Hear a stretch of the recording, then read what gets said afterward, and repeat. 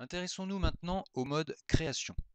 Mode qui va nous permettre d'aller plus loin dans la personnalisation du formulaire et de faire des paramétrages plus fins. Donc pour passer en mode création, je vais dans l'onglet création du ruban outils de présentation de formulaire et puis dans le bouton affichage, je vais sélectionner mode création. Dans le mode création, on voit donc apparaître des règles horizontales et verticales qui vont être très utiles pour s'assurer des alignements des contrôles les uns par rapport aux autres. On a ici des sections en tête de formulaire, des types et de formulaire qui correspondent à des zones d'affichage dans le formulaire. Et puis à l'intérieur de ces sections, on a des contrôles. Donc par exemple ici, ce qui assure l'affichage du titre, c'est ce qu'on appelle une étiquette, qui est aussi utilisée devant chaque zone de saisie, les intitulés. Les zones de saisie elles-mêmes s'appellent des zones de texte. On voit également d'ailleurs qu'il y a ici une case à cocher. Et puis d'autres contrôles existent, comme des boutons d'options, des boutons de commande, des listes de choix, etc., etc. Donc ce qu'on va voir nous dans le mode création, c'est comment sélectionner un contrôle, le déplacer, le redimensionner, le mettre en forme. Et on va voir aussi que des dispositions automatiques sont disponibles dans Access 2010 qui peuvent nous simplifier la vie euh, pour mettre en forme l'affichage. Alors, je sélectionne un contrôle tout simplement en cliquant dessus. À ce moment-là, un encadrement apparaît avec des poignées. Il y a une poignée grise en haut à gauche qui apparaît. Quand vous cliquez dessus et que vous déplacez votre souris, vous voyez que l'élément se déplace. Ok. Si vous cliquez par contre sur la bordure, vous avez votre souris qui se transforme en quadruple flèche. Et là, quand vous déplacez votre contrôle, vous déplacez aussi son étiquette associée.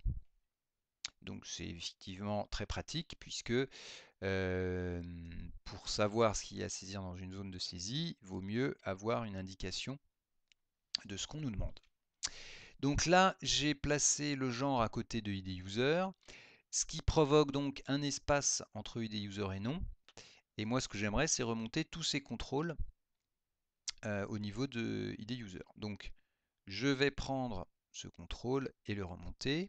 Et puis, je pourrais faire la même chose pour tous les autres. Ça serait un peu fastidieux. Donc on va voir comment faire pour en sélectionner plusieurs et les remonter d'un coup.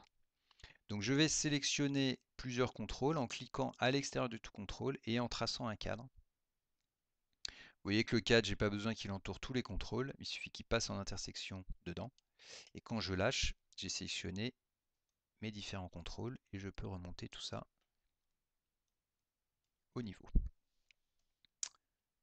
Je regarde le résultat en passant en mode formulaire. Donc effectivement, pas de surprise, ça correspond à ce que je voyais dans le mode création. Bien, je repasse en mode création et maintenant je vais changer la mise en forme. Alors j'aimerais par exemple que toutes mes étiquettes aient une police qui apparaisse en violet foncé. Donc je vais sélectionner toutes les étiquettes. Donc j'utilise ma méthode de sélection habituelle. Comment je vais faire pour sélectionner cet élément isolé? Eh bien, je vais appuyer sur la touche Shift du clavier et cliquer sur cette étiquette. Et ça me permet d'ajouter cet élément à la sélection puisqu'il n'est pas, il est isolé par rapport aux autres. Et je ne pouvais pas le sélectionner en faisant une sélection par la souris. Donc, pour changer la mise en forme, je vais dans l'onglet Format. Et puis ici, je vais placer cette la mise en forme, je vais la définir en violet, comme ça. Et puis c'est tout. Je vais la mettre en italique et c'est fini. Donc voilà pour la mise en forme. Je vais faire la même chose pour les zones de texte. Seulement, je vais définir une autre, d'autres couleurs. Donc pour le texte, c'est du rose très foncé. Et pour le thème, le fond, c'est du rose très clair. Voilà. Donc vous voyez, pas très difficile de changer la mise en forme. On avait vu aussi dans le mode page qu'on pouvait modifier les intitulés. Donc, même procédé ici, on clique sur l'élément, on attend un peu, on reclique dessus, et puis on peut changer l'intitulé directement. Voilà, je fais valider et c'est bon. Le résultat, donc je passe en affichage, formulaire. Voilà ce que ça donne. Bien, et puis je vais enregistrer. Alors voyons maintenant les outils que nous propose Access 2010 concernant la disposition des éléments.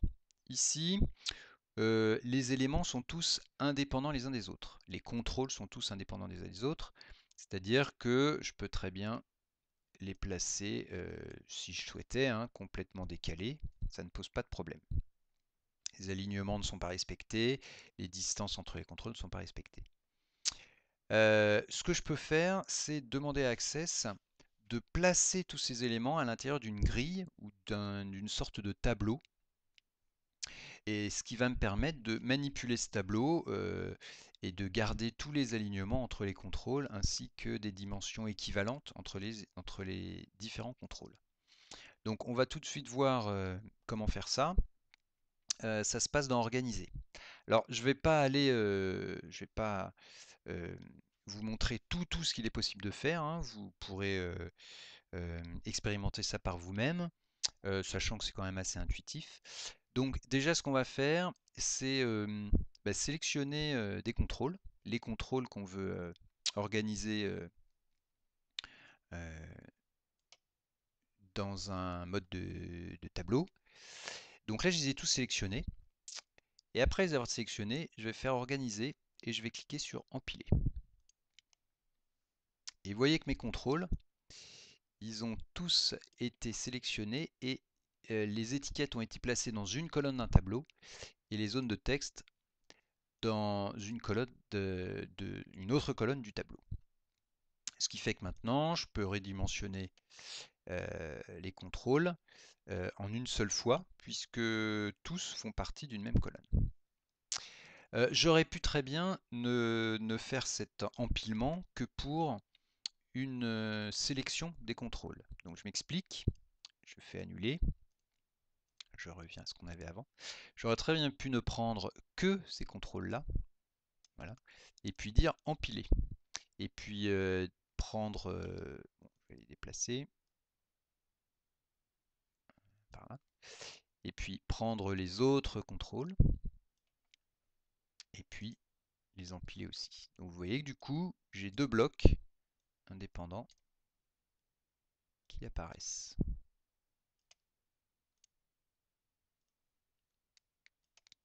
Je vais les laisser ici.